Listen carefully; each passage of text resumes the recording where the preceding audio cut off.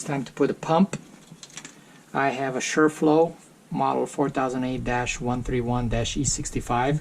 This one runs on 24 volts and it's 3 gallons per minute. They also have a 12 volt version. I'll put a model number that also runs on 3 gallons per minute. And they have a 12 volt version that is 4 or 5 gallons per minute if you want a little bit more.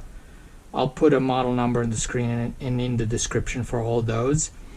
Good thing about this pump is a dry prime, so I can put it above the water tank and it can pull water from 6 feet up to 6 feet below. So that's why it's called dry prime. It has an arrow here pointing direction of the water, so I have to install it like this. And I'm using these are just pocket hole Craig jig screws. Those are the only ones I have that are with a flat head. It's kind of like a built-in washer. So I'm just gonna do that. So I have a shorter one here because it's hitting the stud and it'll hit the metal if I don't do a shorter one. Okay. I probably should put even a bigger washer there, but I think it's fine.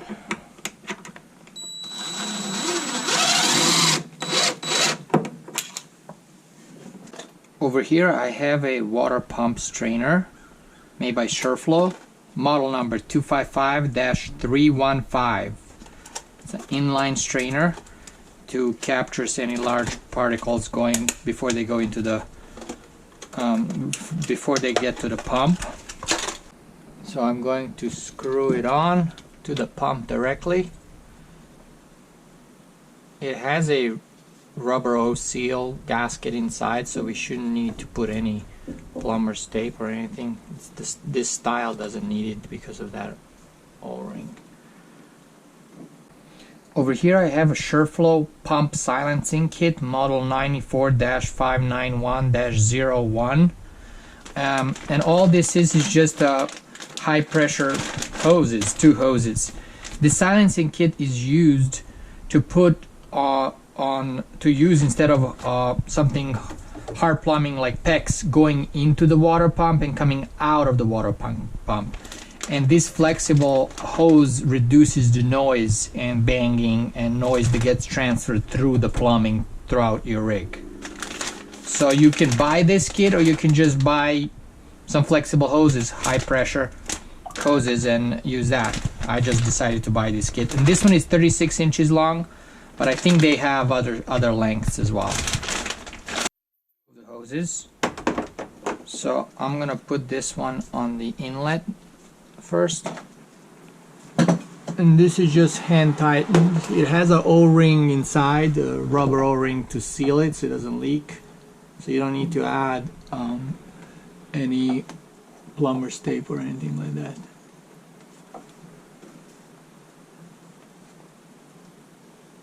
Okay, so now this is gonna go down into my freshwater tank. The other end is gonna go over here. Over here I have a stainless steel check valve, 1/2 inch.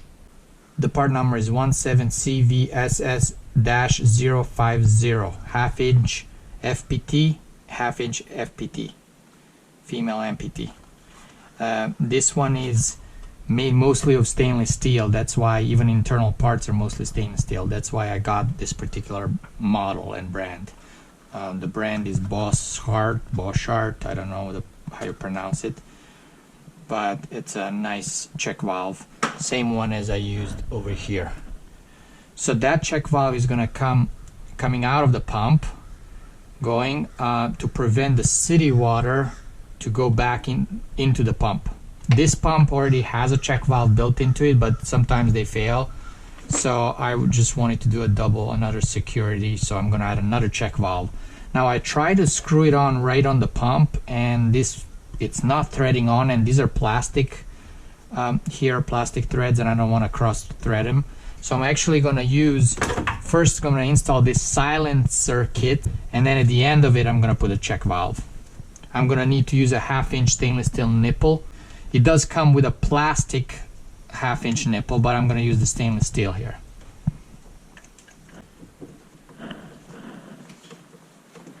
And you can just tighten it with your finger there. And then now I'm going to loop it, right? It's going to be looped. That's what the instructions say to do, is to loop this coming out of the pump, and that's going to help reduce the noise from the pump.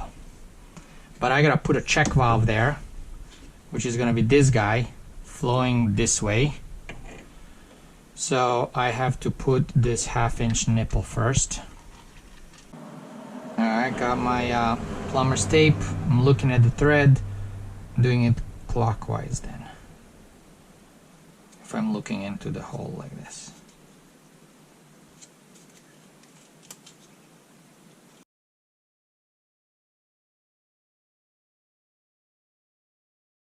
Now I gotta do the right side. It has an arrow here where that shows the flow of water. So I gotta do it like that on the left side. Alright, let's tighten this.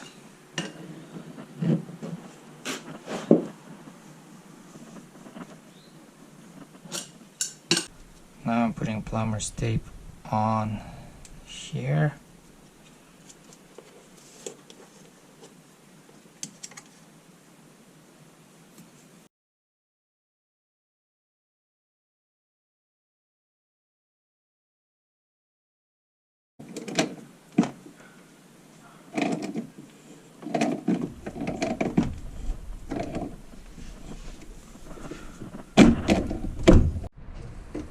And now I can get my silencing hose, screw that back on.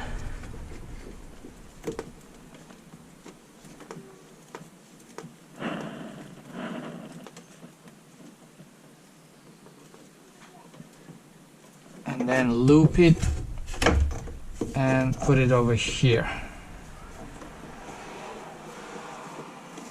That should lower the noise, this flexible hose. Although it's kind of banging against the stuff, I can try to position it so it doesn't touch stuff. But that should reduce the noise getting transferred through the plumbing to your rest of the bus. And the pump is already sitting on rubber feet that it came with, so that should also reduce it a little bit. So there's the set of water coming in over here.